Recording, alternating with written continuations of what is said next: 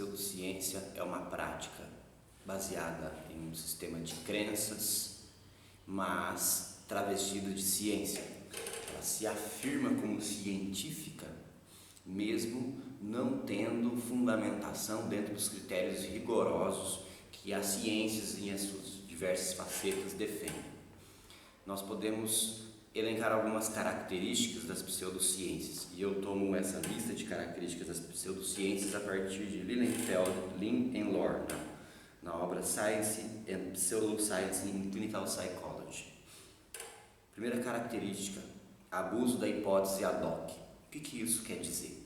Essa é a característica que mais salta aos olhos, a mais comum entre todas.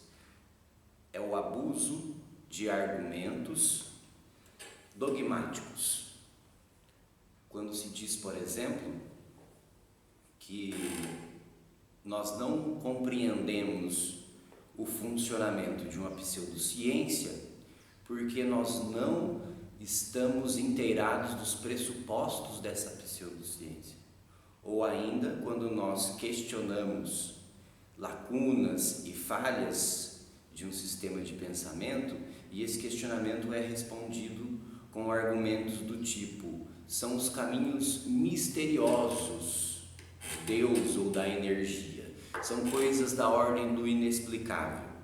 Esse tipo de argumentação torna simplesmente impossível o questionamento de um sistema de pensamento, fazendo então com que ele se feche em si mesmo e se torne aparentemente irrefutável.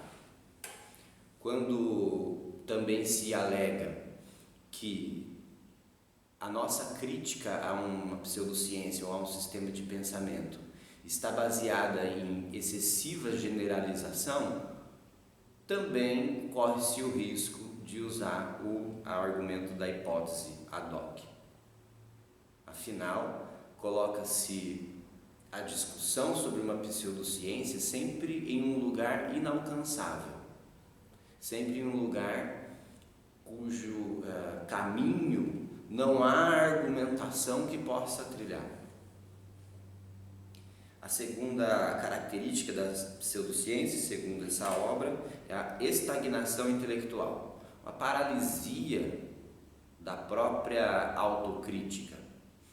Não admite seus próprios erros, não repensa suas bases e suas práticas.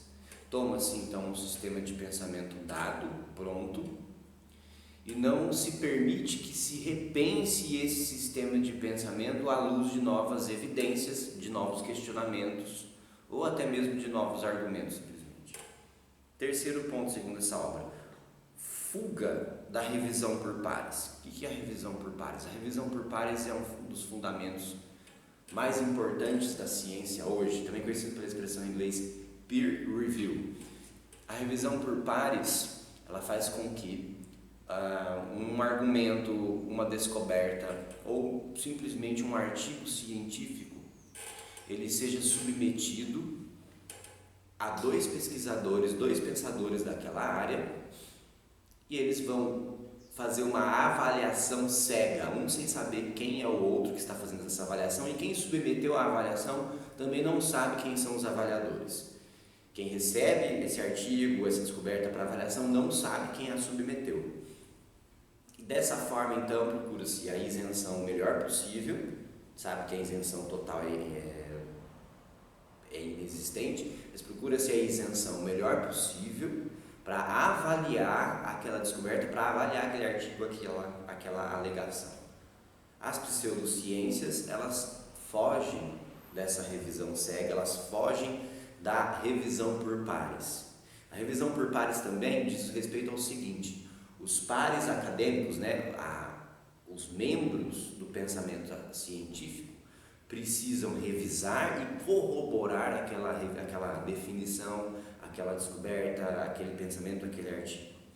Sem essa corroboração, nós caímos no isolamento do nosso pensamento, em que eu valido minha argumentação a partir dos meus próprios argumentos. Não é suficiente, por exemplo, eu afirmar que descobri a cura para o câncer no quintal da minha casa. Não é suficiente, por mais que eu argumente que tenha descoberto. É preciso que os pares validem isso. E no caso, quem são os pares numa situação dessa? Os institutos de pesquisa sobre medicina, as instituições responsáveis por regulamentar medicamentos, os membros da pesquisa médica, da pesquisa farmacêutica e assim por diante.